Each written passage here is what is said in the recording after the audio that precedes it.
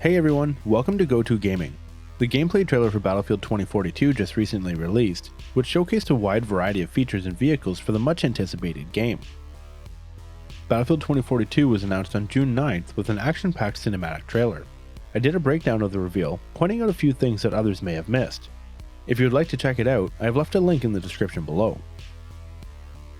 While I was in the midst of writing an in-depth breakdown of the gameplay reveal, DICE hosted the first of what they call Battlefield briefings, aimed at answering questions and explaining details about the game.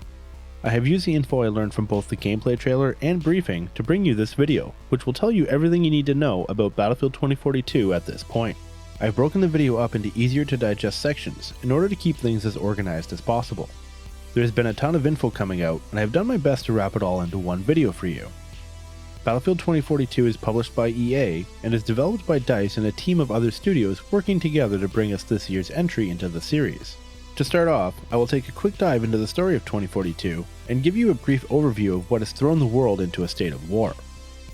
2042 is based on a fictional war set in the near future where the last two superpowers on Earth, the US and Russia, vie for control over a ravaged planet. With both powers blaming the other for the destruction of 70% of Earth's satellites, causing a global blackout, they fight a shadow war using non-patrioted soldiers, NOPADs for short, that were left with no place to go when their home nations fell into chaos from rising sea levels and economic collapse. The world has fallen into the hands of Mother Nature as vicious storms wreak havoc on what is left of Earth's resources. With the US and Russia at war and their future full of uncertainty, the NOPADs have risen up into armed task forces and are choosing sides to secure their survival. There is no single-player campaign in 2042, so the NOPAD story will be told through the specialists that are somewhat replacing the class system.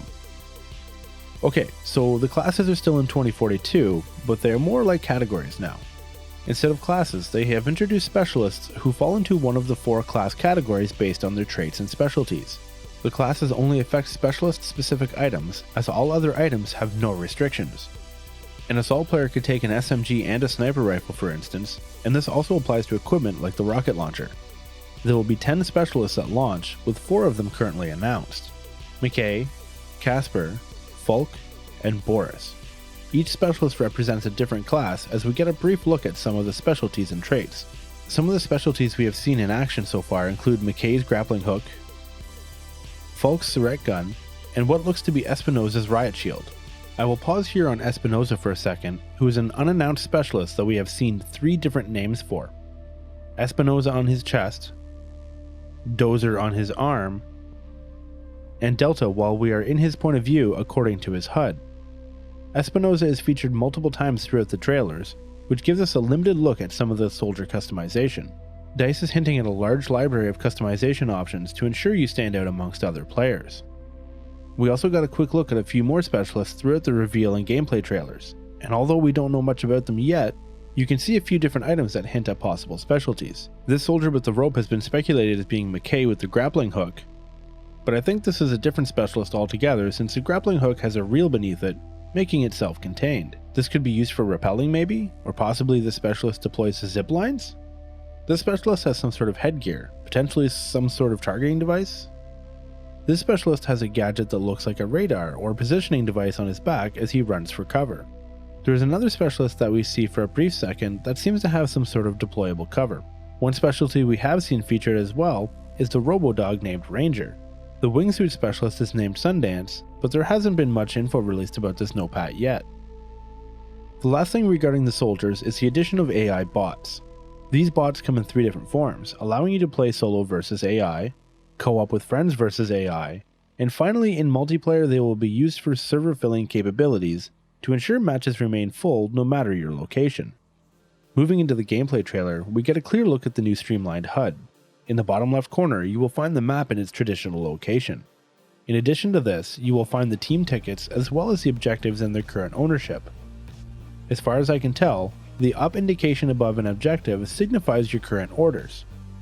Just to the right of all of this is a list of your current squad mates, along with a picture of their specialist and a health bar.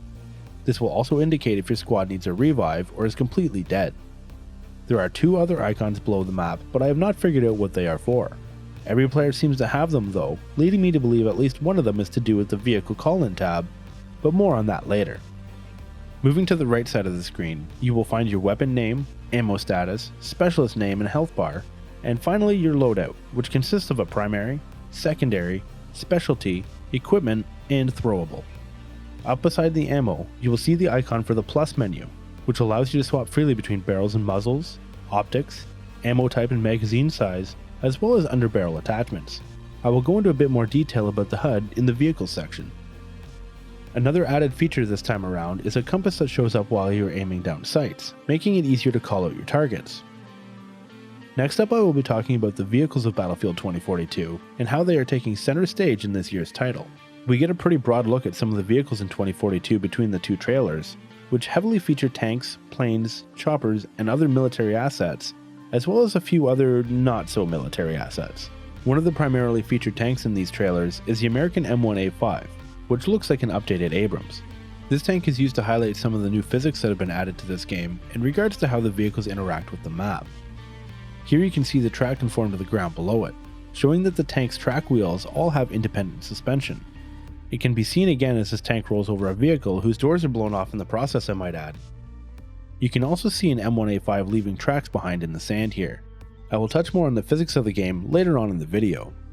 Keeping with ground vehicles, some of the vehicles that we have been shown so far include a hovercraft, Polaris quad, and what looks like a Ripsaw F4, which is said to be the world's fastest dual-tracked vehicle. We also get a very quick look at a type of LAV or transport vehicle here. While these vehicles have been shown, we have not gotten many details on them, but I will keep you up to date as more details come out. One other ground vehicle that we do know a bit more about is the LAT V4, which comes equipped with an overhead gun which seems capable of damaging other small vehicles. This vehicle also shows what looks like vehicle status information on its dash. Moving into the air, we get a look from the passenger seat of an MD-540 Nightbird Scout helicopter to start the gameplay trailer. This is a good place to pause and bring the HUD back up. As you can see here, even as a passenger, you will be shown the health bar of the vehicle where your health would normally be. In this case, if you would like to know how much health you have, refer back to your squad list, which will include your specialist in health. Next on the list of choppers is the AH-64GX Apache Warchief attack chopper that was featured in the gameplay trailer. We get a pilot's point of view as he fights and ultimately loses in battle to the next chopper on the list, which looks like a variant of a Russian Ka-52 Alligator attack chopper. We get a look at another chopper here who appears to be shooting at two different targets, raising the possibility that this chopper's guns are being controlled by two different players. We have seen 3 planes so far between the trailers, the first of which is the MV-38 Condor VTOL aircraft. This plane has seats for gunners on the top and each side. Also shown but not confirmed are what look like F-35 and Su-57 fighter jets. Lastly, it was confirmed in the gameplay trailer that the tuk-tuk as well as other civilian styles of vehicles are indeed in the game, as we can see what looks like a truck race past as we get another look at the LAV style of vehicle. It was confirmed that vehicles can be found in and around the map, and it was also confirmed that each player has some sort of vehicle tablet that they can pull up to call in a vehicle within a certain radius of the player. Alright, so that's all the specialist and vehicle info they have released so far. Next I will be talking about the maps, game modes, and physics that are in the game. The game will have 7 maps at launch, which include Orbital, Hourglass, Kaleidoscope, Manifest, Discarded, Breakaway, and Renewal. With the increase in player size to 128 players on next-gen systems and PC, the maps have been built around this concept and have different areas of each map that cater to the many different playstyles of the players. These maps do of course vary in size, but a quick animation that was featured in the briefing gives a few comparisons so we can get a look at how much bigger they really are. 2042 also features a battle pass with 4 seasons planned for the first year. All items within the battle pass that affect gameplay, like the specialists for instance, will be included in the free version of the pass. The paid version will only contain cosmetics. There will be 3 game modes available at launch: All-Out Warfare, which includes the return of Conquest and Breakthrough, Hazard Zone, which is quoted as being an all-new high-stakes squad-based game type that is a modern take on the multiplayer experience. Hazard Zone is distinctly Battlefield, but very different from the modes of All-Out Warfare. It was confirmed during the briefing that this is not a battle royale. It's not your battle royale that you might be expecting. It's something new and a bit more contemporary, I'd say. I'd say so. But I think it is important to call out that this is not a battle royale mode. There is one more game mode included, but its details are still redacted, and we'll be getting our first look at this mode at EA Play on July 22nd.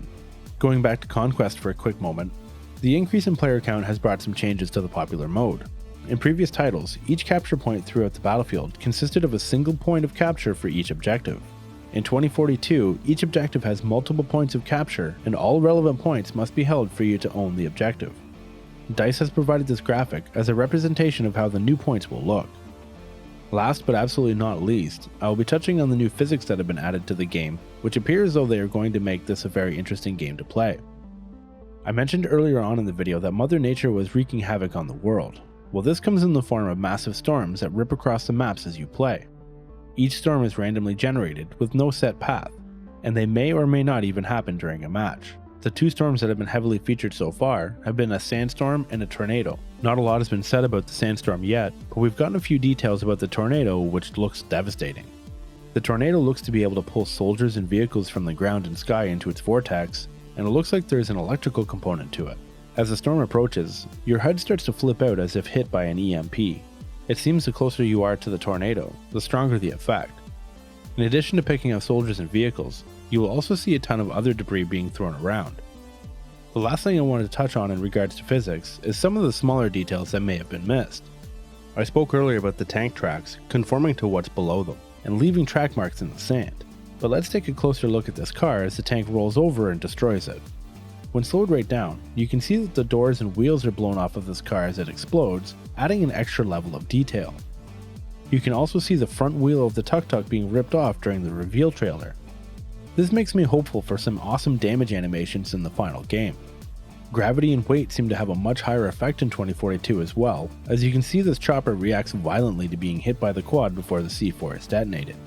This could be due to the new Frostbite engine and the in-game storms that it creates. I also noticed a shockwave being emitted from this exploding Lat V4, adding to the very enriched environment.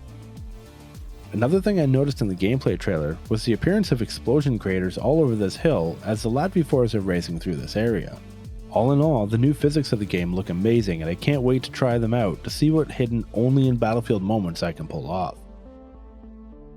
For the final section of this video, I want to talk about my concerns about Battlefield 2042. First, I will start off by saying I am super pumped for this game. It has strong vibes of Battlefield 4 on steroids, which is exactly what I was hoping for with this game. However, I have two main concerns, one being much larger than the other. My first concern is in regards to the specialists, and how the game will remain balanced with all the different specialties and traits that come with the initial 10 at launch. I think this is a good concept, and I like the fact that weapons are not tied to a certain class anymore, but I feel this will end up with a very strong meta that will see most players using similar specialists and loadouts. I'm interested in seeing what DICE has come up with to mitigate this. My second concern is to do with the AI bots. As I mentioned earlier, you are able to play solo or co-op versus bots for practice and fun, which to me makes complete sense and I am looking forward to it. My major concern comes from their implementation into the multiplayer modes to fill empty slots, ensuring your matches stay full no matter your location.